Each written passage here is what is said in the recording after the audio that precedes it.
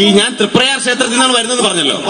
ഈ തൃപ്രയാർ ക്ഷേത്രത്തിലേക്കുള്ള വഴി ആശാൻ അറിയാമോ? തൃപ്രയാർ ക്ഷേത്രത്തിലേക്കുള്ള വഴി അറിയാമോ? അറിയാം. അതും എന്നോട് ഞാൻ പറയട്ടെ. പറഞ്ഞോ. സ്റ്റേജിന്റെ പുറകിലുള്ള മതിൽ ചാടി കിടന്നിട്ട് റബ്ബറും തോട്ടത്തിൽ 100 ഓടിച്ച് അപ്പുറത്തെ വീട്ടിലെ ചാണാക്കുഴി ചാടാണ്ട് അപ്പുറത്തെ വീട്ടിലെ ടെറസിന്റെ മുകളിൽ കണ്ടിട്ട് പൈപ്പോഴി ഊർന്നിറങ്ങിയിട്ട് പട്ടി അടിക്കാണ്ട് വേലി ചാടിട്ട് 100 ഓടണ ആ വഴിയല്ലേ? ആശാനെ സമ്മതിക്കണം, ആ നാട്ടുകാർക്ക് പോലും ആ വഴി അത്ര പരിചയമില്ല. ആശാൻ എങ്ങനെ മനസ്സിലായത് ആ വഴി? 4 വർഷം മുമ്പ് ഒരു ഗാനമേള നടത്തി പൊളിഞ്ഞിട്ട് ഞങ്ങൾ അതുവഴിയല്ലോ ഓടി രക്ഷപ്പെട്ടത്. ഓ, അന്ന് ആശാനായിരുന്നു ആ പരിപാടി നടത്തിയതല്ലേ? എന്നെ പോലത്തെ ഒരാള്. മനസ്സിലായി. പക്ഷെ അന്ന് ആശാൻ ഇത്ര തടിയില്ലായിരുന്നു കേട്ടോ, വളരെ മെലിഞ്ഞിട്ടായിരുന്നു. ഇപ്പോഴെങ്ങനെ എത്രയും തടി വെച്ചത്? അത് പിന്നെ ഡെയിലി അടി കിട്ടിയ പിന്നെ നീര് വെക്കത്തില്ലേ? പള്ളിവട്ട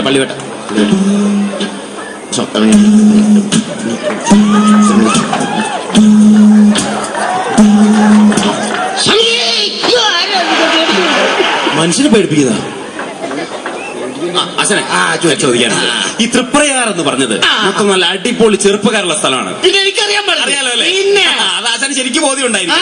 അപ്പൊ അതുകൊണ്ട് തന്നെ ഇപ്പോഴത്തെ ലേറ്റസ്റ്റ് പുതുതായ ഹിറ്റ് പാട്ടുകളൊക്കെ പാടണം. ഞാൻ പാടുമല്ലോ.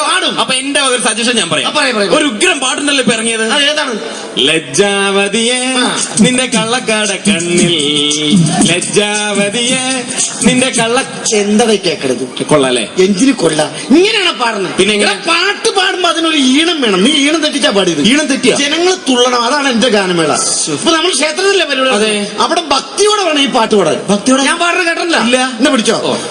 ഓം വചവചാന വചാന മേരെ തപ്പു തപ്പു മേരെ ടിപ്പു ടിപ്പു മേരെ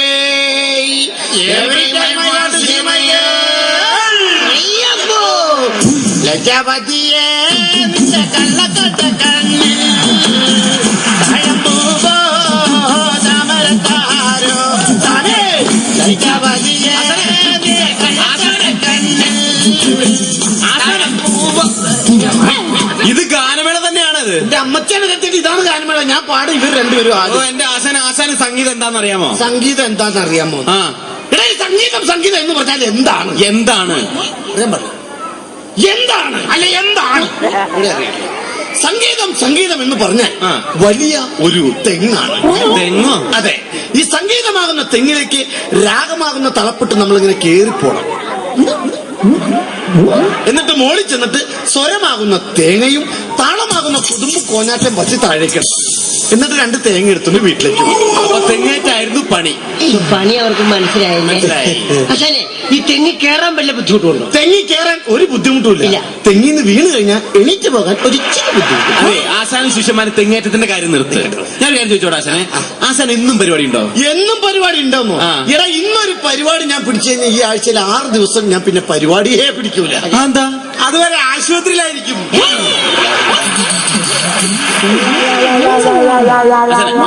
ആശാനെ വാ, കാര്യം ചോദിക്കട്ടെ. ഞാനിപ്പോ ആശാനെ ഈ തൃപ്രയാർ ക്ഷേത്രത്തിൽ ആശാന്റെ പരിപാടി ബുക്ക് ചെയ്യാൻ പോവാണ്. ബുക്ക് ചെയ്താൽ ആശാനും ഈ ട്രൂപ്പും കൂടെ എങ്ങനെ അങ്ങോട്ട് വരുന്നത്? പരിപാടി നിങ്ങൾ ബുക്ക് ചെയ്ത് തന്നെ ഞങ്ങൾ എല്ലാവരും കൂടി പരിപാടിക്ക് ഒരു കാറിന് അങ്ങോട്ട് വരും. തിരിച്ച് ഒരു ആംബുലൻസ് അറേഞ്ച് ചെയ്താൽ മതി.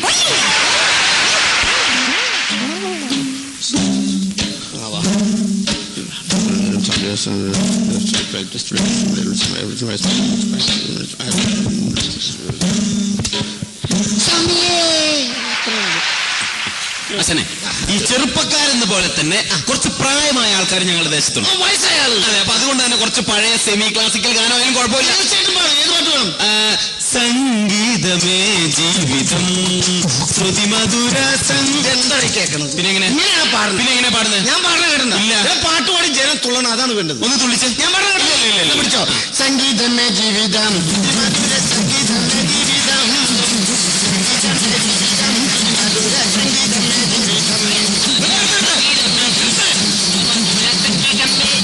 എന്റെ ആശാന ഇത് ഗാനമേള തന്നെയാണ്. ഞാൻ പാടി, ഇവർ രണ്ടുപേരും ആടാ. പ്രശ്നം ഉണ്ടാക്കരുത് കേട്ടോ. ഒന്നുമില്ല. പിന്നെ ആശാൻ ഒരുപാട് പേര് പരിപാടി അവതരിപ്പിച്ചിട്ടുണ്ടല്ലോ. അപ്പൊ എന്തെങ്കിലും ആശാൻ ഒരു പാട്ട് പാടിക്കൊണ്ടിരിക്കുമ്പോ ആ പാട്ട് വീണ്ടും പാടാൻ ഓഡിയൻസ് ആവശ്യപ്പെട്ടിട്ടുണ്ടോ? വീണ്ടും ഒരു പ്രാവശ്യം പാടാനോ? എടാ, എന്നോടൊരു പാട്ട് 10 പ്രാവശ്യം പാടാൻ പറഞ്ഞിട്ടുണ്ട്. 10 പ്രാവശ്യം. കണ്ണൂർ ക്ഷേത്രത്തിൽ ഞാൻ ഹരിമുരളി രവം പാടിക്കൊണ്ടിരിക്കുക. പാടി തീർന്ന ഓഡിയൻസ് സെറ്റിട്ട് പറയുന്നത് എന്നുവെച്ചാ ഒരു പെഗ്ഗൂടി വേണമെന്ന്. അല്ല ഒരു 10 പ്രാവശ്യം കൂടി പാടാം. അങ്ങനെ ഞാൻ ആ പാട്ട് ആ സ്റ്റേജിൽ നിന്ന് 10 പ്രാവശ്യം പാടി. 10 പ്രാവശ്യം. അവസാനം ഒട്ട് ചാടി എഴുന്നിട്ട് പറയാ, ഇനി നീ ഈ പാട്ട് പാടി ശരിയാക്കിട്ട് ഇവിടുന്ന് പോയാൽ മതി എന്ന് പറഞ്ഞു.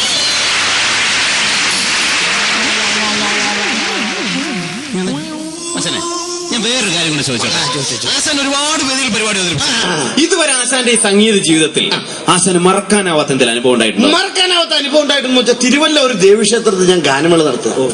ഞാൻ ഗാനമേള ഒരു ഫസ്റ്റ് ഭക്തിഗാനുണ്ട്. ഞാൻ അതങ്ങോട്ട് പാടി തീർന്നപ്പോഴേക്കും ഒരു 10-25 കമ്മിറ്റിക്കാർ ഓടി സ്റ്റേജിലേക്ക് കയറിവിട്ട് എന്നെ എടുത്തങ്ങോട്ട് പൊക്കി. ആശാനോടുള്ള ആരാധന മൂത്തുകൊണ്ടായിരുന്നു. അങ്ങനെ തന്നെ പൊക്കിയെടുത്ത് സ്റ്റേജിൽ നിന്ന് ഇറക്കി കൊണ്ടുപോയിട്ട് ക്ഷേത്രത്തിന് മുമ്പിലുള്ള വിഗ്രഹത്തിന്റെ മുമ്പിൽ കൊണ്ട് അങ്ങോട്ട് നിർത്തി. അവിടുത്തെ ദേവി എന്ന് പറഞ്ഞാൽ നല്ല ശക്തിയുള്ള ദേവിയാണ്. ഓ, ആ ദേവിയുടെ അനുഗ്രഹം മുഴുവൻ ആശാന് വാങ്ങിച്ചു തരാനായിരിക്കും. അവിടെ നിർത്തി സത്യം ചെയ്യിച്ചു. സത്യം ചെയ്യും. മേലാൽ ഈ വക പരിപാടിയായിട്ട് നടക്കൂലെന്നും ഈ പ്രദേശങ്ങളിലെങ്ങും ഈ ജന്മത്ത് വരൂല എന്നും പറഞ്ഞ് സത്യം ജയിച്ചു 125 എത്തിയിടിച്ചു. 125, 150, 150 എത്തിയിട്ട് തിരുവനന്തപുരം ക്ഷേത്രത്തിലാണ്. തിരുവനന്തപുരത്ത് കമ്മിറ്റിക്കാർ പള്ളക്കിട്ട് കുത്തുവല്ലായിരുന്നു ആശാനെ. അപ്പൊ എന്നെ ഏത് സ്റ്റേജിൽ ഏത് ക്ഷേത്രത്തിൽ എന്നെ മണ്ണി കുഴിച്ചിട്ടത്? മണ്ണി കുഴിച്ചിട്ട് ഫിക്സ് ചെയ്ത് 135 ഏത് കുറയായിരുന്നു? 135. അത് മതി, ഞാൻ പറയാനുള്ള പറയണ കണക്ക്. ഇങ്ങോട്ട് വന്നു. ഈ പള്ളിവേട്ട കഴിഞ്ഞതല്ലേ, പിന്നെ എന്തിനാ ഈ സാധനം കൊട്ടിക്കൊണ്ട് ഇങ്ങനെ നടക്കുന്നത്? പുള്ളിയുടെ ഒരു 50 രൂപ പോയി, ഞങ്ങളത് തപ്പുക.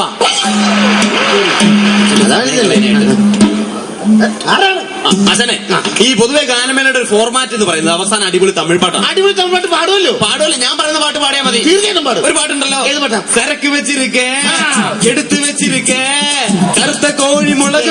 കേൾക്കുന്നത് നീ ഈണം തെറ്റിച്ച് പാടില്ല. പാടുന്ന മര്യാദക്ക് എങ്ങനെയാ പാടുന്നത്? ജനം തുള്ളണം, അതാണ് ഒന്ന് തുള്ളിച്ചേ. ഞാൻ പറഞ്ഞിട്ടില്ല. പിടിച്ചോ. സരക്ക് വെച്ചിരിക്കേ, ഇറക്കി വെച്ചിരിക്കേ, കോഴി മുളക് പൊട്ട്, കോഴി മുളക് പൊട്ട്,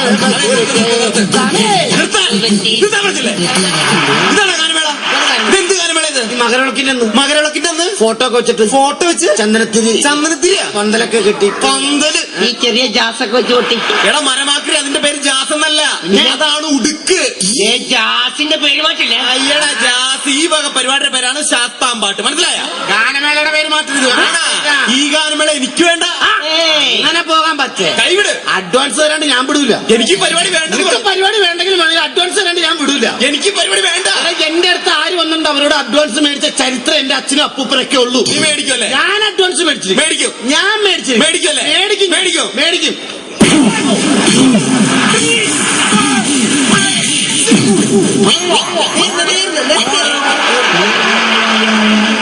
സന്തോഷമായി. ഞാൻ നിന്നോട് അഡ്വാൻസ് ചോദിച്ചു, നീ എനിക്ക് ഫുൾ പേയ്മെന്റ് തന്നു. നീ കൈയ്യേറ്റ് വെച്ചോ മക്കളെ.